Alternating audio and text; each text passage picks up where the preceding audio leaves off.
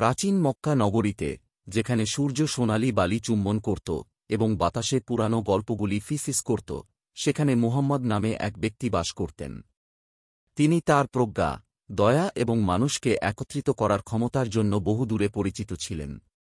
একদিন যখন তিনি একটি সুউচ্চ তালগাছের ছায়ায় বসেছিলেন, তখন একদল শিশু তার চারপাশে জড়ো হয়েছিল, তাদের চোখ বিস্ময়ে প্রকাশ করছিল এবং তারা অনুরোধ করল, হে নবী মুহাম্মদ, আমাদের একটি গল্প বলুন। তখন মুহাম্মদ একটি বিশাল এবং শক্তিশালী রাজার গল্প বলতে শুরু করেছিলেন, এক রাজার যিনি একটি বিশাল সাম্রাজ্য শাসন করেছিলেন।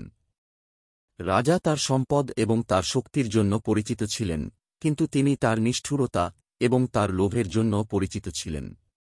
অনেকে তাকে ভয় পেলেও কেউ তার বিরুদ্ধে কথা বলতে সাহস পায়নি।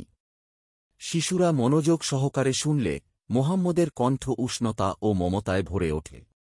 তিনি একজন জ্ঞানী বৃদ্ধের সাথে রাজার মুখোমুখি হওয়ার কথা বলেছিলেন, যিনি তার পথকে চ্যালেঞ্জ করেছিলেন, তাকে ন্যায়বিচার ও দয়ার সাথে শাসন করার আহ্বান জানিয়েছিলেন। তার গল্পের মাধ্যমে মুহাম্মদ শিশুদের প্রতিকূলতার মধ্যেও যা সঠিক তার জন্য দাঁড়ানোর গুরুত্ব শিখিয়েছিলেন।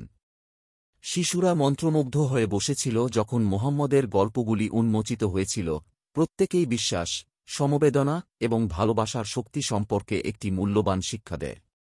তাঁর কথাগুলি তাদের হৃদয় স্পর্শ করেছিল এবং তাদের মনকে তাদের নিজস্ব জগতের বাইরে শান্তি ও বোঝার জগতের জন্য উন্মুক্ত করেছিল। সূর্য যখন দিগন্তে অস্তমিত হতে শুরু করে, শিশুরা মুহাম্মদকে তার গল্পের জন্য ধন্যবাদ জানায় এবং তাদের ঘরে ফিরে যায়, এবং তাদের হৃদয়ে নতুন জ্ঞান এবং অনুপ্রেরণায় পূর্ণ হয়ে ওঠে। এবং তাই নবী মুহাম্মদের গল্পগুলি অন্ধকারে ভরা পৃথিবীতে আসা এবং আলোর বাতিঘর হিসাবে প্রজন্মের মধ্যে চলে গেছে।